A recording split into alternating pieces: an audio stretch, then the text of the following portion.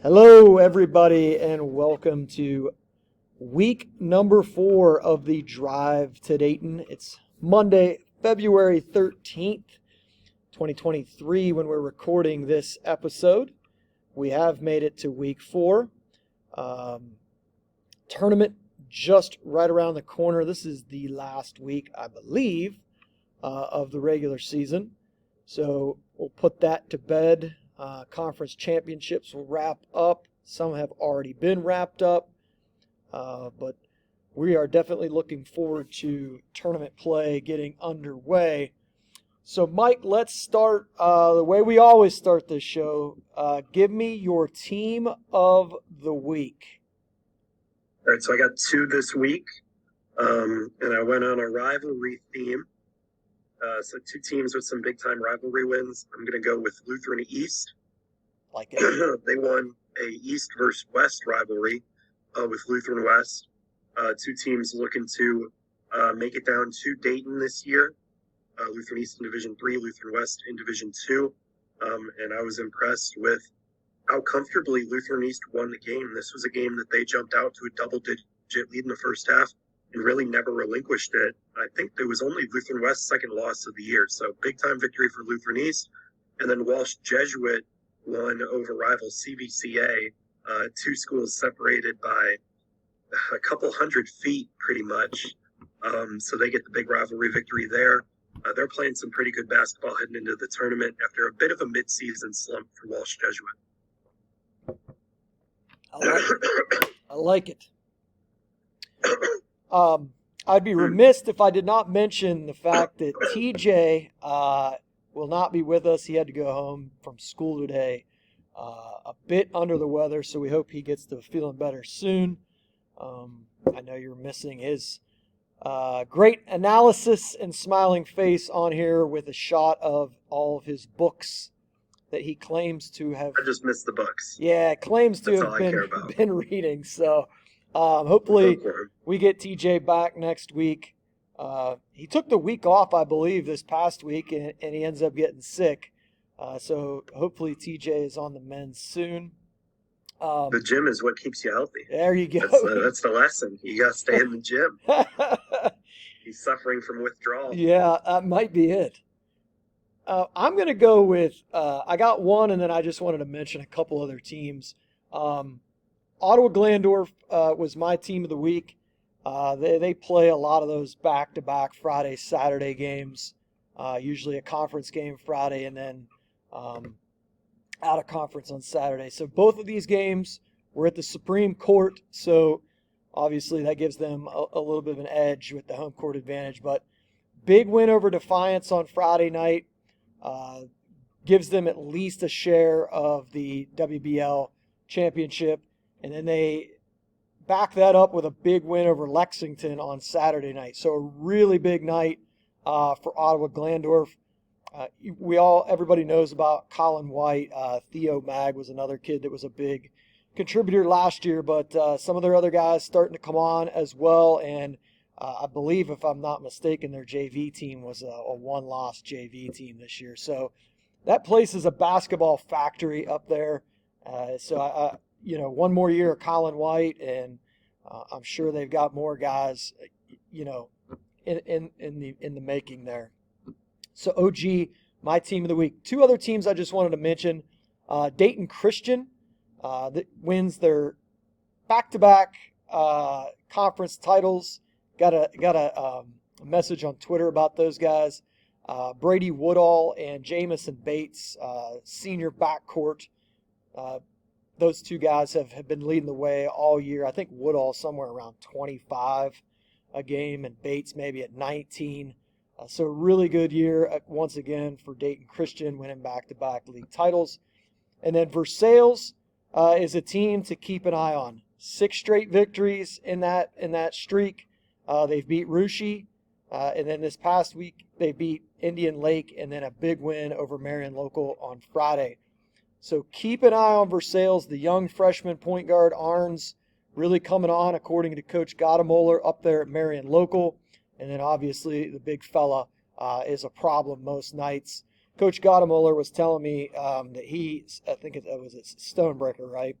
Yep, Connor Stonebreaker. Got both of his big guys in foul trouble Friday night, and he's just a handful. And now that the guard play is coming on, keep an eye on the Tigers. Coach Travis Swank always does a great job, and their teams are ready to go by tournament time. So those are my teams that I wanted to mention this week. How about Player of the Week, Mike? Yeah, so I got a three-headed monster. Oh, We're going to start in Columbus. King Kendrick with a dominant performance in the Columbus City League Championship. The freshman scores over 30 points, leads his team to an upset win over Afrocentric. Want to give him some love? We're from three different parts of the state, too, for my player of the week. My second player of the week. Variety. I like variety, Mike. Yeah, nobody can say we're biased towards one part of the state, all right? We're going to go up to Northwest Ohio. Okay. I'm going to go with Jerry Easter. Oh, all right. Easter set a career-high 51 points in a win over Western Reserve Academy. The highlights were very impressive. Easter made some tough shots in that game, created a lot of his own shots, scored 51 of his team's 62 points, and they found a way to get a victory over a Western Reserve squad with a couple D1 recruits. So I was very impressed with the highlights of Easter from that game. And then my third one is going to be Brady Hardwig from the Cincy area. They played a thriller against Kings. Hardwig hits a buzzer beater 3 to send that game to overtime. Turpin eventually wins to split the conference championship with Kings. Very reminiscent of junior year when Brady Hardaway sent a team home. I believe it was Elder. Sent Elder home on a buzzer beater 3. This time sends the game into overtime. So Big Shot Brady is my third player of the week. Well, Mike's going all parts of the state there with his trio of players. I had Easter on my list, so I just wanted to mention that I had him. He had a big hand in their big win over Ottawa Hills on Friday. He backed that 51 up with a 31. Manuel Christian, first track title, TAC title since 1998. So big deal there for Emmanuel Christian, and then they get another win over Open Door on Saturday. Couple of guys that I wanted to mention. My player of the week is going to go to Carson Smith of River Valley. 48 points in a win over Highland. 11 threes, 10 of those threes came in the first half. 35 points at the intermission for Carson Smith, only a junior. River Valley's had a really nice season with the Carsons, Carson Smith and Carson Myers, who's a senior for them. So shout out to Carson Smith at Caledonia, River Valley. Also want to mention this year. What's that? I've been to a River Valley game this year. I'm not surprised. I am not surprised. They played at home against Shelby. I'm also going to shout out Quinn Kwasniak. He hit his 200th career three-pointer. Sophomore season is not over yet. Listen, I don't care who you're playing, where you're playing, what time you're playing. 200 threes, if nobody is out there in less than 2 years, is quite impressive for the sophomore there at Cornerstone Christian. Also wanted to mention Caden Zacharich, who hit his 1,000th point at Defiance. Congratulations to him. So those are the players that I wanted to mention this week. Again, a ton of guys doing great things, a ton of teams doing great things. But those were the guys we mentioned this week. Anything else on your mind, Mike, before we get into some stuff here? No, I know you're always going to show love to the small school guys, so I think it's my duty to show love to the D1 kids. Yeah. You know what, Mike, I'll be honest with you. When I start looking at the D1, I just start getting overwhelmed by the amount of teams that have good players. And I'm talking about teams that are 500 or below 500 that have really good kids that, a lot of people may never heard of. All right, Mike. So we promised it. Hopefully we can deliver here. I'm gonna have to get TJ's picks to put him in the sheet there to make sure that our viewers are keeping us accountable when I win this contest. All right, so I want this on record to hopefully hold up my plaque or medal, whatever it is that you guys get me, and we can carry that around for the next year. All right, so let's start in Division 4 here, Region 13. So I will list my 4 Region 13 district winners, and then I'll let you go first on 14. So in 13, I have Lucas, I have Dalton, Cornerstone, and Richmond Heights. Those are my 4 in Region 13. So I'm actually going to take Colonel Crawford in District 5. In District 2, I'm going to take Warren JFK. TJ was showing him love last week. And then I agree with the other 2 on Cornerstone Christian and going with the upset, Richmond Heights. Man, we went out on a limb on that. Yeah. All right, Region 14. All right, so in Northwest 4, I'm going to take Marion Local. In Northwest 1, I'm going to take Antwerp once again to get back. That would be a rematch, actually, of a regional semifinal from last year, a game I was at. I am going to take the favorite Convoy Crestview in Northwest 2. And then in Northwest 3, I am going to go with Old Fort. That Northwest 3 was kind of just a hodgepodge of. There's 4 teams that I think could all win it. Any of the top 4 seeds are going to be tough outs. All right, so I'm gonna agree with you with Marion Local and Antwerp. Antwerp is a team that's extremely hot right now. They got a nice win at Delphi St. John's. I believe that was Saturday night. That was a big win for them. Atlanta Brewer goes over 1,000 points, I think, that game. Yeah, I love that kid. Junior wing. I love that kid. I loved him on their team. I mean, obviously their team was had some very experienced seniors on it last year, but I thought he played extremely well in Dayton last year. So I'll go with those 2 teams as well. Marion Local, Antwerp. Marion Local wasn't like, I'll be honest with you, I hesitated for a minute there. So did I. But it just, I can't pick against them. I just think that they're, size. If they can get solid guard play, I think they're going to be a tough out. And then where you took Convoy, I think, man, this district is loaded. Tough district. I think you got Convoy, Delphus, Ottoville, and the team that I'm going with Kalida to win this district. And I know a lot of people today were talking about Convoy on my Twitter, a team that I don't know if they're being slept on or just a team that may be flying under the radar a little bit because they don't have that marquee kid like they did, a couple of years ago with the Etzler brothers. So they have a Gavin Etzler. Yeah, Doug's son. Yep. And then you took committed to Ohio Northern, I believe. Oh, Northern. That makes sense. So you took Old Fort in Northwest 3, and I am going to go with a team out of the Blanchard Valley Conference. I'm going to go with Arlington. I'm going to take Arlington to win that one. All right, Region 15, the Roth Stubbs Special here. Whew! Give me Leesburg Fairfield.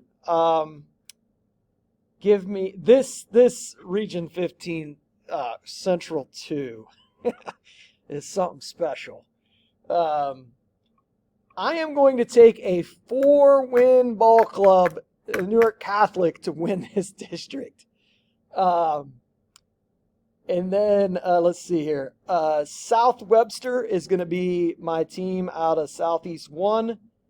And then I got it down to Highland and River in the East District, and I leaned, and I just like the way Highland's playing right now. Played Bishop Reedy really tough, and I just like the way they're playing. I know Schlaball can really, really coach in the tournament. So I'm going to take Highland. All right, I am going to go with Leesburg Fairfield. Okay. I went back and forth. I almost picked the same 4-win team, but I'm going to go with Northside Christian. Who'd you got? Northside Christian? Yeah, I think Vander Walker is going to be too tough in a D4 Central District. All right, I like it. I agree with you on South Webster. Okay. So nice pick there. And then I think if you pick against Berlin Highland every year to not win a district, you'll eventually be right. So I'm going to go with River. That is not a bad pick at all. All right, Region 16. What do you got for me? Oh boy. Central 1 is a district. It's one of the districts. Yes, it is. I'm going to go with Galley and Northmore. I'm going to take a wild guess. You're also going with them. I'm going to take Jackson. Ooh, Jackson Center for Fort Loramie. Stubbs, what did you go with? Ooh, can't reveal my pick yet. I'm going for Fort Loramie. Okay. Then we're going to take Russia. A couple good, Cincinnati sectionals. Southwest 1 district semifinal, Jackson Center versus Fort Loramie, and then Southwest 2 district semifinal, Russia versus Botkins, assuming all the top seeds win. Those are some pretty good games. And then Southwest 3, I am going to go with, I'm going to go with Troy Christian. Who did you go with in Southwest 2? Russia. Okay. All right. So I did not. So we're differing on. I'm sorry. We're differing on 2 here. So I did not go with Northmore. I ended up going with Patriot Prep here. Give me the Prepsters to move on. I watched them last year. Yeah. Or maybe 2 years ago. Time is the years they just go by. They just all run together. I stopped on I know Jackson Center, Fort Loramie have played twice this year in the Shelby County League. I just think this Jackson Center team is super good. Senior laden. This is Coach Elchert's last year. He's retiring after this. I think it's only right if they move on to the regional. I also went with Rushi and Troy Christian. So we differed on 2 of those there. So overall, 1, 2, 3, 4. So 8. So we were in agreement of 8 of the 16 in Division 4. All right, so let's look at. You got half of them right. Yeah. So 8 and 8, not a bad start. 500. In the NFC South, that would have got me in the playoffs. So Bet it would have. I think wasn't somebody 8 and 9? Wasn't the Bucks 8 and 9? The Bucks, yep, yeah. They made it 8 and 9. So we'll go to Division 3, Region 9 here. I'll let you start this one. This is all 4 of these districts are Northeast districts. Northeast 4, I'm going to go with Smithville. I think Fairview is a capable underdog here. Fairview played a very tough schedule compared to a lot of these schools. So I do think the 5th Smithville Fairview game might be the district final. We'll see. Cuyahoga Heights was undefeated for a long time this season, but I'm going to go with Smithville. They played a pretty good schedule. And then in Northeast 1, I'm going to go with Perry. They are the highest seed in that district. Northeast 3, Lake Catholic. They've had a couple impressive wins, have some good seniors as well, and then Northeast 2 going with the Lou. Okay. So we only differed on one of these, Mike. I like Perry, I liked Menor Lake Catholic, and I like Lutheran East. Northeast 4, I did not go with Smithville. They were my 1B here, but I ended up going with kind of a off the radar here. I went Louisville St. Thomas Aquinas to advance out of this district. Wow. So I thought that was a little bit off the radar, but Aquinas plays a really good schedule as well. I believe they won a district last year, but were they not in Division 4 last year? They were in Division 4 last year because I do believe they ended up playing Richmond Heights at some point. Mm-hmm. That sounds correct. All right, Region 10. I thought this was a tough region as well. Region 10, Northwest 2. I had it down to Emmanuel Christian and Wayne Trace. I ended up going with Emmanuel Christian in this one. I think if Wayne Trace can find a way to slow Jerry down, I think they'll have a good chance of winning this game. But if he is able to penetrate and create, I think he will create havoc for Wayne Trace. If that's the game that is played in the district final. I don't if that's district or district semis. I can't remember. I like. That would be district final. District final. Okay. Yeah, I'll take Emmanuel Christian. I got Canton Central Catholic. I got Ottawa Glandorf over Spencerville in Northwest 3. And then Northwest 1, I took Cardinal Stritch. All right, so we agree on 3 out of 4. I also have Emmanuel Christian, OG, and Cardinal Stritch. But I'm going to go chalk and take Creston Norway in here. All right, so Norwayne, and I got Central Catholic. All right, so Region 11. I'll let you take the lead here. So another Athens region. Going to take Afrocentric in the Columbus district. In the East district, I am going Garaway or Martinsbury. I am going to go with Garaway, the 3 seed.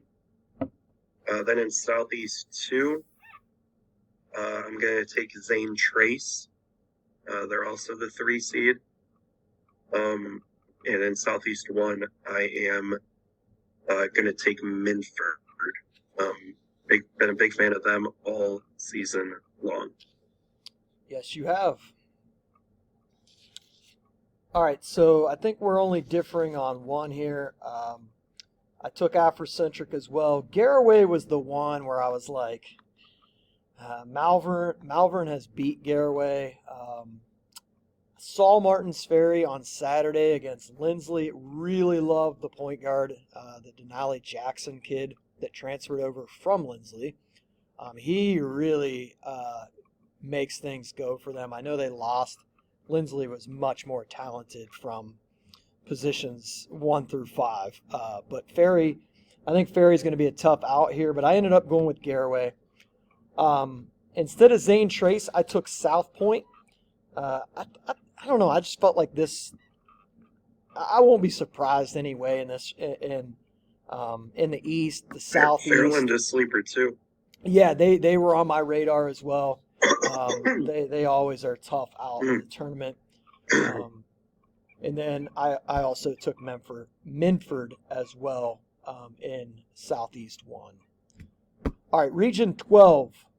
I took Tri-Village in Southwest 1. Tri-Village up into Division 3 this year. state runner-up in D4 last year. They're playing really good basketball. There is 3 kids on that team, 3 returning starters on that team from that state championship team last year, and Suggs and DeLong and Finkbein were all starters on that team last year. Sagister's kid is a freshman guard for them this year. So I think they're going to win this one. Out of Central 1, I took Harvest Prep, although I think Worthington Christian could be the representative there. But I took Harvest Prep. Going with Versailles in Southwest 2, and give me Miami East in Southwest 3. In Southwest 1, I'm going to agree with you. I'm going to take Tri-Village. I saw them at Harvest Prep's event. They gave Parkersburg South a real run for their money, which is one of the better schools out of West Virginia. So really agree with you. They're a trio of seniors and also the freshmen who can really shoot it. I think they win a district in Division 3 this year. I'm going to go with Worthington Christian in Central 1. Southwest 2, I think there's 4 teams that are all capable of winning between Madeira, Georgetown, Preble Shawnee. But I'm going to agree with you and take Versailles. And then Southwest 3, I think Miami East wins this one rather comfortably. All right, Mike, so we only differed on 4, so I'm doing better. I'm going 12-4 in Division 3, so feeling Good better. job. I'm making my way up. All right, so Division 2, I'll start this one in Region 5. We've got, Region 5 is all Northeast districts. I got, in Northeast 3, I took Buchtel. The hardest one, one of the hardest ones here for me was Northeast 1. I feel like this is a 3-team race with Canfield, Alliance, and Cheney. I'm going to go with Canfield here. And then I took CVCA in Northeast 5, and then I'm going to go with Gilmore Academy in Northeast 2. Wow. So you got 2 out of 4 right in this one. 500 again. Yeah. Hey, as long as you find a way to get into the NFC South, you're all good. So I'm also going with Akron Buchtel. I agree with you. 3-horse race. You just picked a different horse as me. I'm going to take Youngstown Cheney. I like that pick. And then I am also going to take CVCA. And then in Northeast 2, I'm going to take the favorite Youngstown Ursuline. All right. All right, Region 6. I'll let you hit that one off. All right, Northwest 3.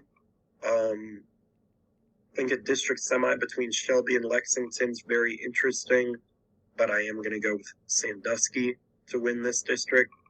Northeast 4, I'm going to go with Lutheran West, even though I do think Akron East is a pretty live underdog. Northwest 1, a lot of interesting teams in this one. I'm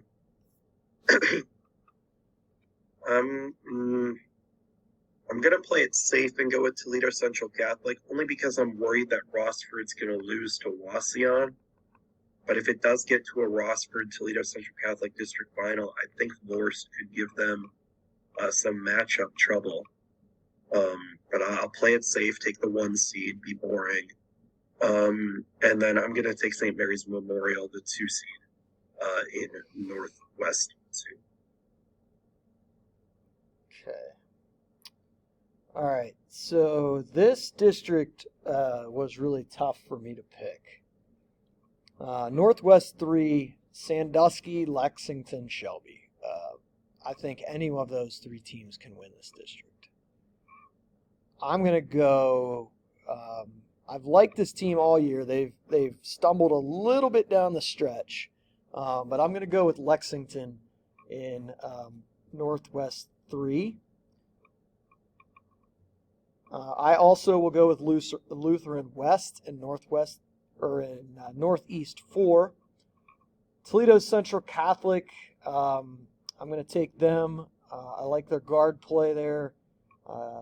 It's really a shame that they lost Chico Johnson for the year there. This would be a state title contending team with him, but I do like them to win this district. And then Northwest 2, St. Mary's, Van Wert, Defiance, all from the Western Buckeye League, have played all close games this year. St. Mary's is red hot. Van Wert is every loss they've had this year. I mean, they have been right there. Defiance stumbling a little bit down the stretch here. Oh, man. I'm going to go with St. Mary's. I just think eventually they'll find a way. With the big fella is such a matchup problem. Especially, even on the defensive end, he creates so many problems. So I'm going to go with St. Mary's. And I think we only differed on one there, which was you took Sandusky, correct? Yep. Mm-hmm. All right. So the Stubbs region down here in Region 7. Central 2, not a whole lot to say here. Give me Bishop Reedy in that one. East District 2, I will take Maysville. I think they have been really, really solid all year. East District 1, I think comes down to New Philly and Tri-Valley. Both of these teams are pretty battle-tested. I'll take New Philly. They haven't been able to get over the hump, but I'm going to take New Philly this year with their seniors. And then in the Southeast, oh my goodness gracious. This is just like a log jam of, put a name. 20-team district. Yeah, just put a name in a 20 hat. teams. 20-team district. This is what I listed, Mike. I listed Washington Courthouse, Warren, New Lex, Fairfield Union, Miami Trace, and I'm probably I think you could throw Ironton in there, I guess, as well. Gallia, too. Gallia. I mean, this is a pick-em here. I mean, I don't know what the... give me Washington Courthouse. So I am also going to go with Bishop Reedy and Maysville in Central 2 and East 2. In East 1, same thought process as you, but I'm going to go with Tri-Valley. And then in Southeast, I am also going to take Washington Courthouse. They won both games against Miami Trace in the regular season, and Miami Trace is the 3 seed, so potentially could meet again. That's a big-time city rivalry, conference rivalry as well. So that would be pretty cool if they got to meet up for a third time. But I think Washington Courthouse wins this district. All right, so we only differed on one there. All right, so you can start in Region 8. Yeah, so in the last podcast, I talked about how good these district finals could be. Start off Southwest 2, Kettering Alter versus Cincinnati Taft. I'm going to lean Taft, but I wouldn't be stunned if Alter pulled the upset. Cincinnati Woodward, likely going to be in the district final against either Dayton Dunbar or Tippecanoe. I'm going to go with Dayton Dunbar to win this district. I like some of their offensive pieces. In Central 1, oh boy, this is a district. I am going to take Jonathan Alder to win this district. Oof. I want to hear who you're picking. Okay. And then in Southwest 1, I think Wyoming, Bishop Fenwick, and Ponitz are all capable of giving Chaminade Julian a game. I'm going to pick CJ, but I don't think it's going to be easy for CJ. All right. So I also like that Taft Alder matchup. I am going to go with Taft in that game if that is the game. So give me Taft the same as you. This Southwest 3 has got some characters. You got Dunbar, Woodward, you got Oakwood, Tip City, and then a team that is sneaky is Dayton Carroll. Dayton Carroll has a win over Dayton CJ this year. So keep an eye on Carroll in this district. I'm also going to go with Dunbar, but keep an eye on Carroll in this district. And then the one that Roth wanted to know, I'm going to go with Bishop Watterson in Central 1. So give me in this. If they play Jonathan Alder, what is the over-under? I would say Are we going 79.5? I would say the first team to about 38 is going to get that one. I was going to say, I don't think both are getting to 40. One might, but both probably not. So it'd be interesting because if Watterson is able to advance here, I've got Reedy coming out of Central 2 and Watterson out of Central 1. So two CCL teams advancing if that were to happen. All right, so let's go to the big dogs here. Region 1, I'll let you have the stage first. All right, Region 1, starting off in Northeast 6. You got Garfield Heights, Avon Lake, Brunswick, Cleveland Heights. Sounds like I'm doing a Liberty commercial right now. My Northeast Ohio followers will understand that reference. I'm going to go with Sonny Johnson and company. Give me Garfield Heights. Okay. Northeast 5. This is probably going to come down to Brecksville Broadview Heights versus St. Ignatius. Ignatius has made a run the past 2 years. I think they make it again. So I'll take Ignatius. Then Northwest 1, likely going to be Perrysburg versus either Lima Senior or Sylvania Northview. I'm going to take Perrysburg. I like their experience. And typically older teams win in the playoffs. And then Northwest 2, I'm going to take Toledo Whitmer. I think they are the top team in Northwest Ohio, and I think they make the Elite 8. All right, so Mike took his 4 picks there in Region 1. I am going to go Cleveland Heights in Northeast 6. I'm going to go St. Ignatius as well in Northeast 5. Northwest 1, give me Quincy Simpson and Lima Senior. I think he's really good, especially, having his guys ready. Great in March. Yeah. Great in the playoffs. A younger team. Much younger team. Yes, correct. Than he's used to. So that's the ultimate factor. Do you go with experience on the playing side or experience on the coaching side? I think that's what's going to decide that Perrysburg Lima Senior District Final if we get it. Man, I will go with Toledo Whitmer in Northwest 2. I think, even a team like Toledo St. John's, if they play well, is capable here. But give me Anthony Stacy and Whitmer. I think they're playing pretty well right now. So I'll take those guys. Region 2, I'll start this one. Lakewood St. Ed's, losing a district is just not something that happens very often. Look at Flannery's record. Yeah, it is incredible. Yeah, I think he's made the district final every season he's coached. I could be wrong about that, but I think I'm right, which is insane in Division 1 to make a district final like 20 straight years. Yeah. Insane.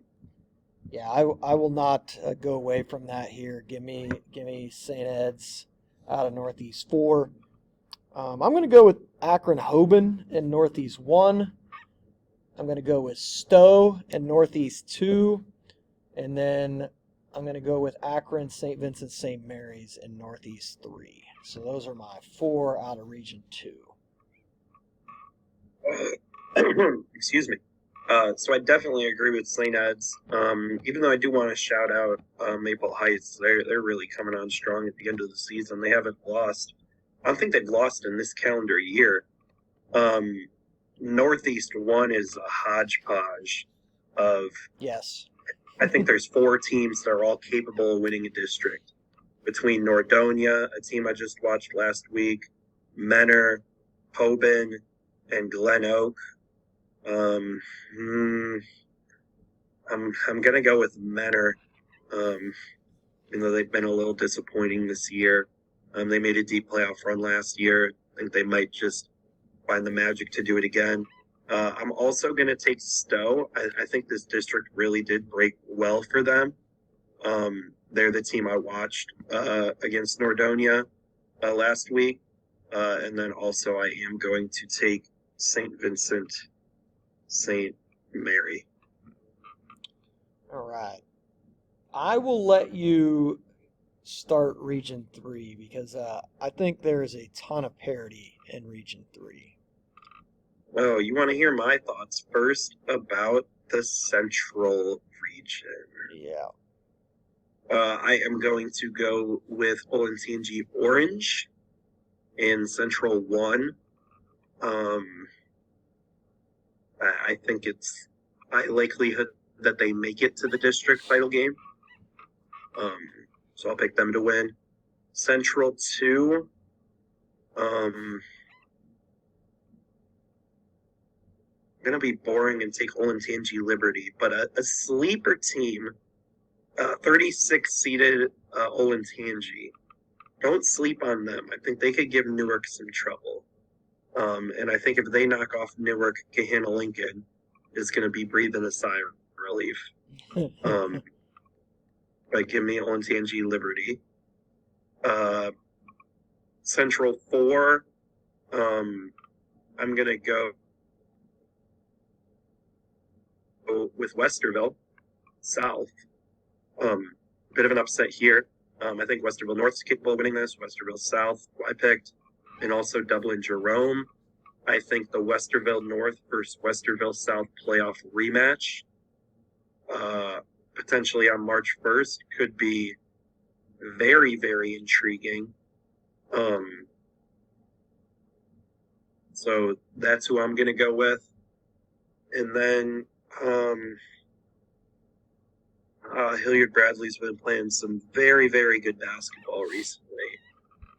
They're almost as on fire as anybody. You're not going to do it in the Central District. And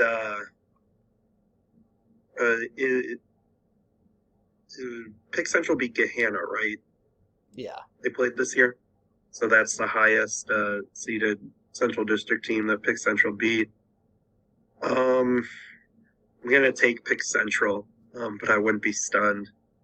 I don't know. I almost half want to say everybody thinks that's an upset special and pick a Pick Central blowout there. But yeah, we shall see. Should be the clash of styles if that game happens will be quite interesting. Because the teams want to play opposite brands of basketball. Yeah. So that'll be very interesting. And remember, Pick Central could have lost a district title last year and ended up winning states. So a tough game in a district championship does not mean you are not state title worthy, as Pick Central showed last year. Because Olentangy Liberty, I think they were up with about 2 minutes and change to play. Yeah. So Jawan Turner saved that saved that season. Yeah. So Olentangy Liberty gave them 30 minutes of trouble last year. We'll see But yeah, I guess I went a little chalk with the top 3 seeds winning, and then 9th seeded Westerville South. All right, well, I'm going to shake it up then a little bit, Mike. I'm gonna stir the pot a little bit here. Subs loves the upsets. The tough part about picking upsets is they're so much more likely to not make it to the district title games. Yeah. Where I'd feel a lot more confident if you just had like Team A versus Team B. But like when you look at some of these district paths, the top seeds usually have it so easy compared to like the 2 or the 3 seed, because you also have to figure out who's going to win between the 2 or the 3 seeds. So that's what makes picking upsets tough in districts, where if you told me like the 3 seed makes to the district final, maybe I think they win it. But if you're uneasy about them beating the 2, it's tough. It's a tough business. We're in the predictions business. All right, so I'm gonna throw a little stunner at you in Central 1. Central 1, I think, if I'm not mistaken, Central 1 has Northland. Is that correct? Reynoldsburg, Pick North, and then Orange. And then the team that I'm going to take to win this district is Delaware Hayes.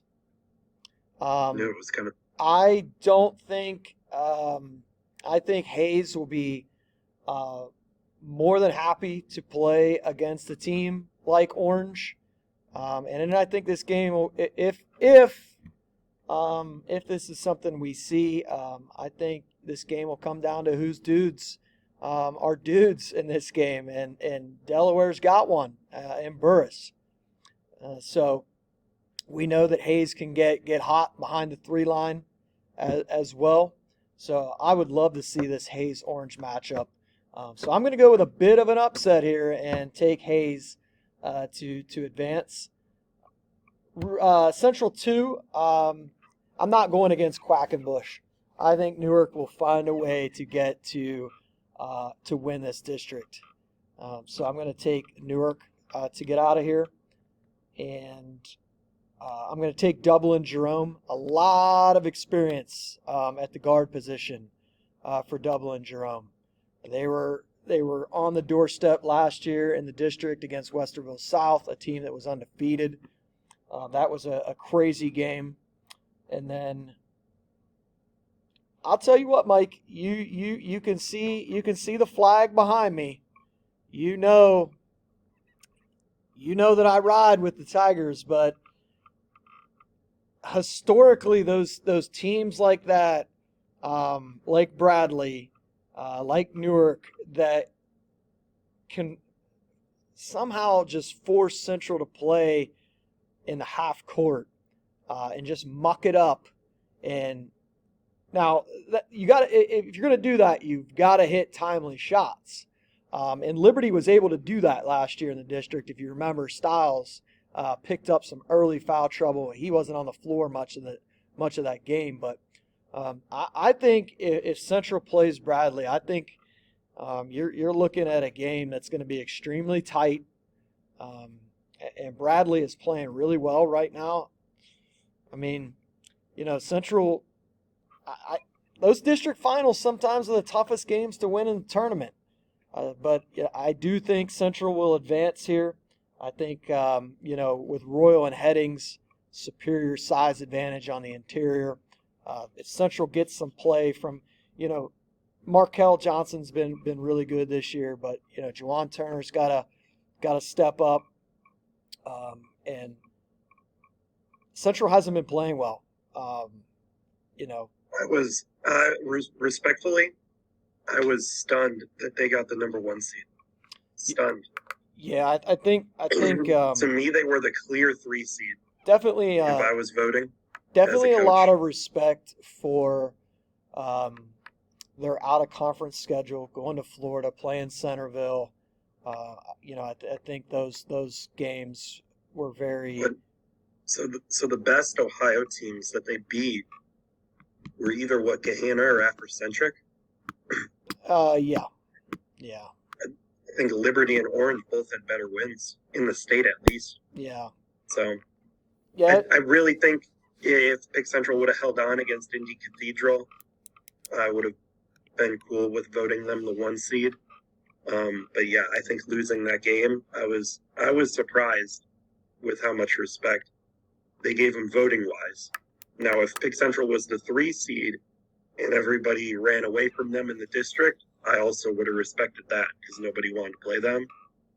But yeah, I would have been voting them 3 and not 1. I thought that was one of the more interesting voting results because that was certainly a topic of discussion a couple weeks ago of who was voted where. Yeah, I'll be honest with you. I don't think that they thought it was out of the.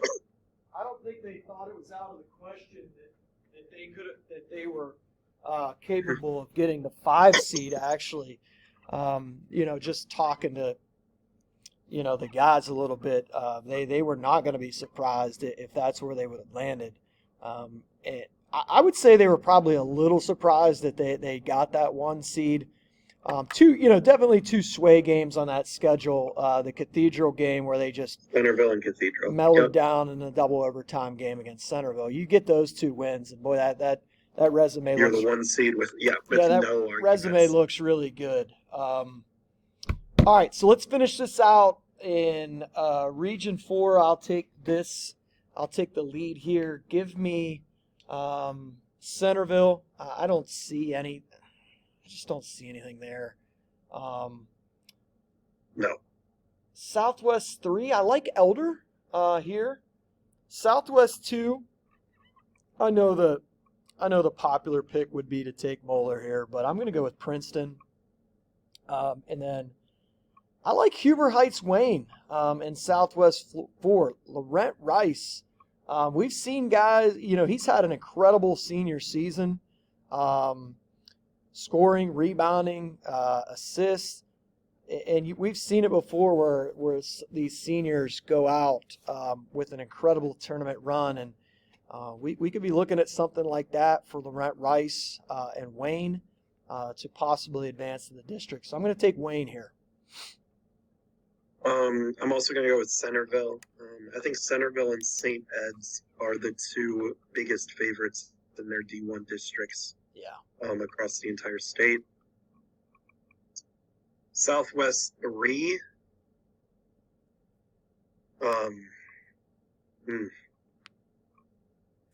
I have no idea.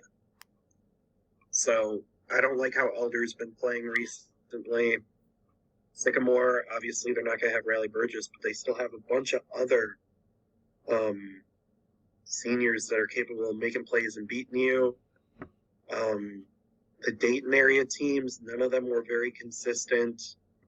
I'm going to go off the board and take Middletown. Then Southwest 2, I'm going to follow you in taking Princeton. I kind of gave that out last week on the podcast, so yep. I saw you taking notes there. Just copy my homework. Change it up just a little bit so the teacher doesn't notice, Stubbs. I wasn't that smart. What? I wasn't that smart to change it up a little bit. All right. Well, I'm going to change up the last pick. I'm going to take Fairfield, but I do think that matchup with Fairfield and Wayne could be one of the best district finals in the entire state. Wayne, I like some Wayne supporting pieces around Laurent Rice, most notably Juan Cranford Jr.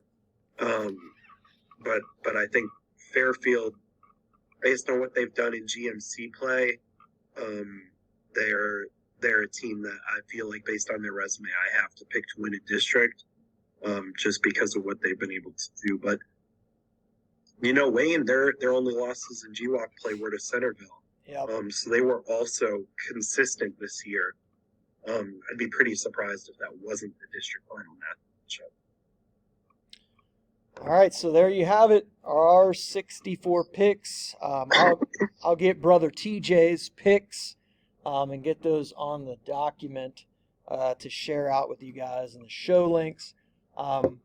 So undefeated teams, Leesburg Fairfield completes the 22-0 season, beating Lynchburg Clay 43-41 on the road. Bishop Reedy's got a game left against Hartley to see if they can do it. And then this Be a good leads one. me to my buy or sell question for the week for you. Richmond Heights goes into St. Ed's on Friday and completes the unbeaten season. Sell. Sell. Not happening at the Eagles' Nest. Oh boy, it is tough to win there. Me and TJ were there last year when Brecksville did it and became the first Northeast Ohio public school to win at the Eagles' Nest in like a decade. So many stats about St. Edward just sound so fake. Yeah. Um, Yeah. Like they're too but, good to yeah. be true. Yeah, it's like, no way they actually did that. Yeah. Really? Like Grant Huffman and Devontae Blanton like never lost at home to OHSA opponent? Oh, wow. Like, yeah, just stuff like that. I'm sure there's like some like St. Ed's fan listening to this that just has all these like on. He's like, this will be a good nugget for them. Oh, yeah, guy's still wearing his Leatherman's jacket from the late 60s. I'm visiting my friend in St. Louis this weekend. Eagle graduate. Okay. They're everywhere. All right, so on the spot question. I just looked at the AP poll. And you may not know this right off the top of your head, but I was thinking, name an AP unranked team currently that will show up in Dayton. I came up with one. Okay, so probably gonna have to be outside the top 10 or even the receiving votes. This team is not even in the receiving votes in Division. Is Bookville? No, Division 1. Oh, you want a Division 1 team? Can you list off the top 10? I would love to if I had it up, but I do not have the. Is Toledo Whitmer outside of that? I believe so. Okay, they're gonna be my pick. Because I think there's a really good chance they make the Elite Eight. I think they're the favorite out of Northwest Ohio. And then I think they're underdogs to like Ignatius, Brecksville, Garfield Heights. I'd probably pick them against like Cleveland Heights. But I think Iggy Brecksville and Garfield Heights would be favored over them. But if I'm getting a team I think that's favored to go to the Elite Eight, that sounds like a pretty good bet to make the Final Four, even if I don't love their odds in that Elite Eight game. So a little bit of game theory there. That's what I'm going with. Let me hear your pick. What if I told you St. Ignatius wasn't in the others list? Well, you know, I would just straight up pick them to make it to the Final Four. So I didn't realize they were not. Yeah, I was. I was a little. They've had some disappointing losses. To be fair to the people, if you're just basing off like strength of record, I'm not sure if they're in my top 10. They had some injuries early in the year, and they were figuring some things out. And Coach Cam seems to always have the Wildcats ready to go come playoff time. We remember a couple years ago they sent St. Ed's home. Last year, both Ignatius and Ed's made the Final Four. Mm-hmm. So yeah, I like that pick, even though I think my Toledo Whitmer pick was a little more creative. All right, so there you have it. All right, I wanted to get to these mailbag questions before we run out of here because these guys sent in questions last week. Brady Stabler. So if I mispronounce your name, I apologize. Brady Stabler says, any chance Richmond Heights doesn't win it all? I would.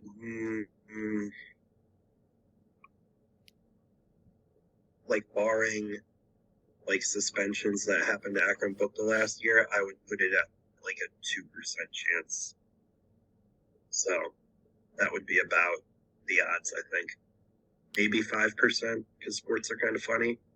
But I'll say 5%. But they are prohibitive favorites. Yeah, I mean, I'm in agreement with Mike on that, Brady. I do think, I mean... In sports, there's always like that chance. You know, what were the odds of App State beating Michigan in football back in Yeah. 2000? You know what I mean? Like, you probably would have been like, oh, like 1%. And so, yeah, there's a reason you got to play the games. There's always, and the game always starts off 0-0. Yeah, I mean, I'm looking at, they could potentially have to beat Cornerstone Cornerstone in and the Sweet Dalton, 16. somebody like that, to get to the Final Four. And then maybe you're looking at a Marion local. Maybe you're looking at Jackson Center.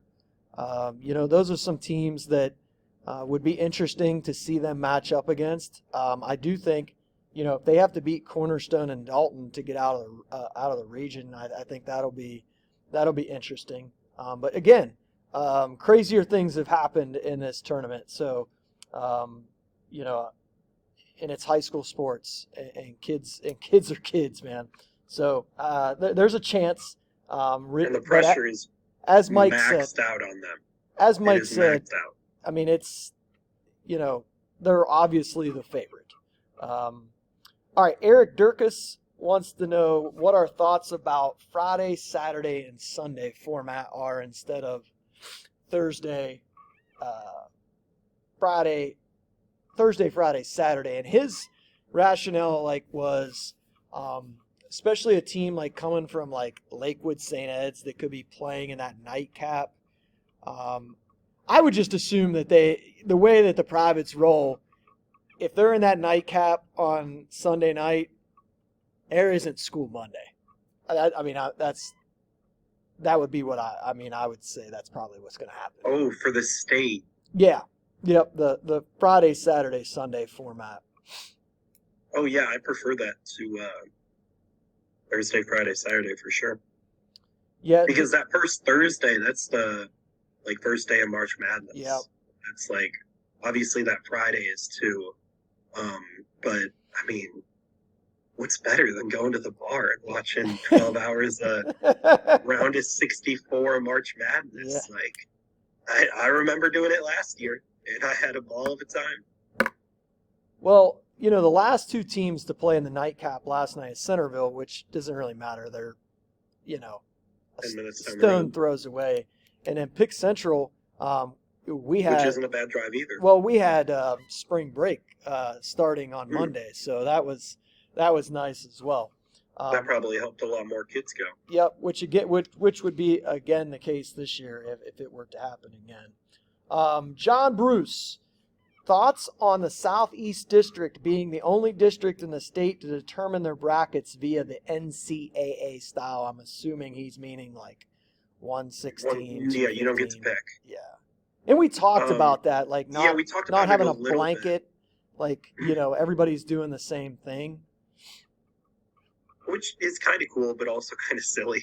You know what I mean? Yeah. I like giving the coaches the option to pick where to play, because you look at some teams and maybe their record gives them a 5 seed, but really everybody knows, oh, this team got healthy. They're the second best team. You shouldn't be forced to play them that early. You know what I mean? So I think if you do the NCAA style bracketing, you could look at your draw and go, oh, we got to play this 7 seed. It's like Wichita State, Kentucky. They were looking at each other how is this a 1-8 matchup that one year when Wichita State was unbeaten? Yep. Yeah, and if Kentucky had the option, they're not going to go, I want to play Wichita State. So yeah, I don't love it, but I don't think it's the end of the world by any means. I don't think there's a coach in Southeast who's this is unfair against us. You know what I mean? All right. Tyler Peacock said, most memorable district or regional games played at the Convo. For me, I've seen going to OU and then, having teams from our area go down there all the time. I've seen some crazy games down there. My history goes back a little bit further than yours. For me, and these are all personal games, I've seen some great games with Dante Jackson, and it seemed like he played 100 games down there. For me, '96 Cambridge Bel Air Regional Final. Dustin Ford and Jameel Turner against Jose Davis and Jerry Amirani. That was a fantastic game. That was the third time they played that season. 2004 Chesapeake and Bel Air. Bel Air's first and only trip to the state tournament. Nate Davis, Aaron Agnew, PJ Race for Chesapeake had a shot go in and out to knock off Norm Person's Chesapeake Panthers. And then this one's a little biased. St. Clairsville in 2012 beating Chillicothe with Malik London in the regional semis. They'd go on to beat New Philly in the regional final that year and get to the state. So my alma mater getting to play in Athens, something that we always dreamed of when we played. Just couldn't ever get over that district final hump. So that was Athens, really cool. The mecca of Southeast Ohio. Yeah, so those were some of the fond memories that I have, and I could probably think about it for a little bit longer, but just for me, those were some games that stood out. So I actually haven't been to all that many combo playoff games. I think it's under 10. I do remember a couple years ago they did the D3 district semis there, like an all day, like Sunday slate. And that was a really good day of basketball. Ironton beat, I think, a previously one-loss Eastern Brown squad. Zane Trace got an impressive win over Adina. Cam Evans was a kid I really enjoyed watching, and he's having a really good career at Otterbein. Yes. Chesapeake played Wheelersburg in a just really good small town game. I should love the Wheelersburg coach a couple episodes ago. That was a really good game. And then Fairland got a victory there. They've been a dominant program down there in Southeast Ohio. So that's what I'm going to go with. Yeah, most of my convo memories are watching the Bobcats and not the high school games. All right. Ben Swinnerton wanted to know our thoughts on different playing styles across the state. And I'm guessing, is he saying, do we see different playing styles across the state? Yes. I think it's really interesting. If you look at Martin RPI and you look at like the Division I teams that are highest scoring, I think a lot of them are from Northeast Ohio. And if you look at the Division I least points allowed, I think they're all from like Cincinnati and Columbus area. So that's just kind of interesting. You also get like the Catholic school leagues, like GCL basketball, CCL basketball. They're all slugfests. First to 40 wins. And you get the faster tempo city league games. Like usually schools like Cincinnati Taft, Dayton Dunbar, Afrocentric are near the top at like points per game across the state. But I do think in general Northeast Ohio plays a more up-tempo style, regardless of what part of Northeast Ohio you're from. West side, east side, Akron area. Really the Federal League is the one sort of half-court league in Northeast Ohio. And then you look at like in Columbus, a lot of them like to play in the half court. When you think of Columbus basketball, you think of kind of the Hilliard Bradleys, the Newarks. But then you also have some diversity with schools like Gahanna, Pick Central.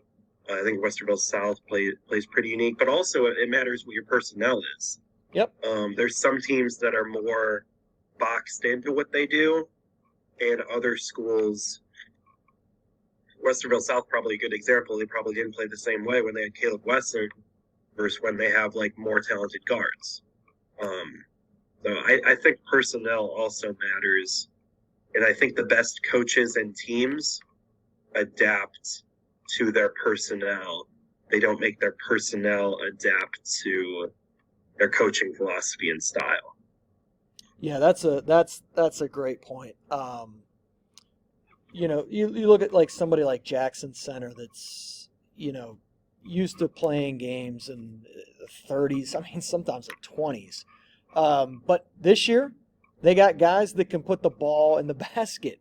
And that's why you see them playing higher scoring games this year, because of the personnel that they have.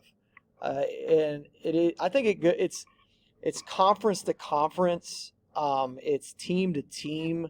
Um, you know, I think you hit the nail on the head. It's, who is on your roster and what are you capable of doing?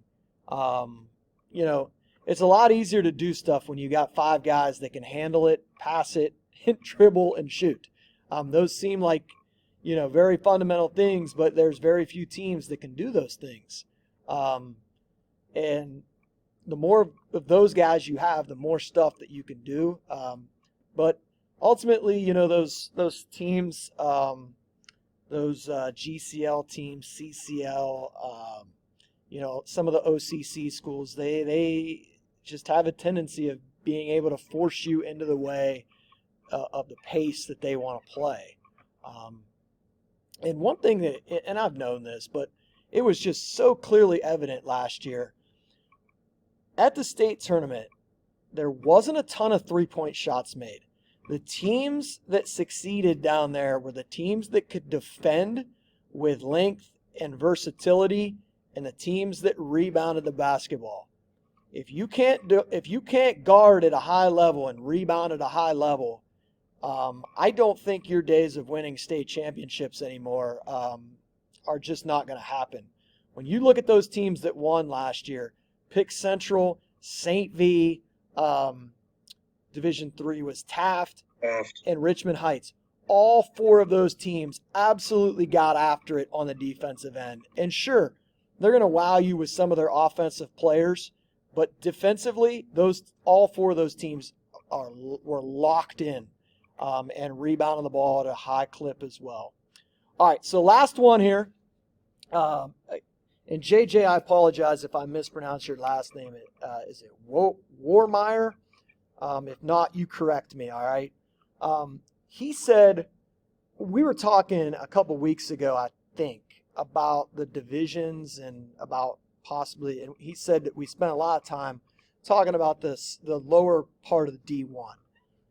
And he said, what about a true small school divisions for teams with small communities with homegrown athletes? And I've always said, and you can agree or disagree, I don't think the size of your school matters as much as it does your proximity to a big city. And what I mean by that, like Richmond Heights is a small school by enrollment, but their location and access to players is far different than, let's say an Ada or, even some of these Shelby County schools and places like, or the MAC and different areas of the state where you're not located next to a Cleveland, an Akron, a Columbus, a Cincinnati. Proximity to players matters more than size of school to me.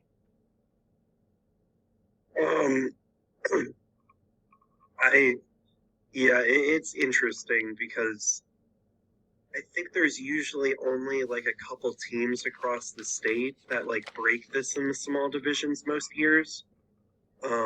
Like there's a couple times when like Lutheran East is just way more talented, and like we're seeing it right now with Richmond Heights. But I think in general, usually the like D4 teams that make it there, like most of the time, or D3, it would just be the same teams. Like it would be, if we did this, it'd be like literally the D4 playoffs, just minus Richmond Heights. Whatever you see as the Elite Eight, that's what like this division would be. And like, I feel bad for some of the D4 schools who maybe think they don't have a shot to win the state title because Richmond Heights exists. But you still have a chance to go to Dayton. You know what I mean? It's I do understand the Richmond Heights exception this year, but I think like 90% of the time it's just like win with the talent you got. Like look at Tri-Village and Antwerp. Both of them made it down there last year. They're both public schools that are from very rural areas. They didn't have access to talent. You know what they had access to out of area talent? You know what they did have? Access to great in city talent. They had Jagger Landers and they had Lane Sarver. So most of the time, that's what you need. If you're like a small school that keeps coming up short, you need a guy or you need a couple dudes. So I don't think this would really change much. It's just, do you have a couple dudes? And if the answer is yes, you got a shot. I think in D3 and D4, most years. You like look at the Botkins team that won the state title. Like those stories are cool, and they're still possible. That Botkins team was tough. They had a coach's kid who ended up playing NAIA. Great guard play. Mm-hmm. And then they had the Plyman brothers, and they had another couple role players. Mm-hmm. And then I think if you go back and look in D3, like a couple of the teams that like Harvest Prep or Lutheran East beat, I think you'll look at some of the state runner-ups and go, that was a really great team. Or like now that St. V's up in D1, and Lima Shawnee probably would have won a state title, but still, what they did was really incredible. I loved watching that Lima Shawnee team play. And yeah, maybe it sucks that St. V played maybe their best game of the year against them in the state semifinal. They sure did. Yeah, sometimes that happens. Yep. Sometimes that's sports. I went to a public high school, and you know who was in my district? Division II All-American R.J. Sunahara and soon-to-be Horizon League All-Conference player Dwayne Coel. Yeah. And it sucked, but at the end of the day, it just usually the better players win. So that's what it's about. It's about the Jimmies and Joes, not the X's and O's. Well, you mentioned Botkins. I want to shout out Carter Plyman because he also reached 1,000 points, and he was named the SCAL Player of the Year. Something Jacob, his brother, was never able to do, which is shocking. But Carter got that done this year, and I'm sure many more awards to come. So with that, Mike Roth, myself, hopefully TJ Petros next week. We're out of here.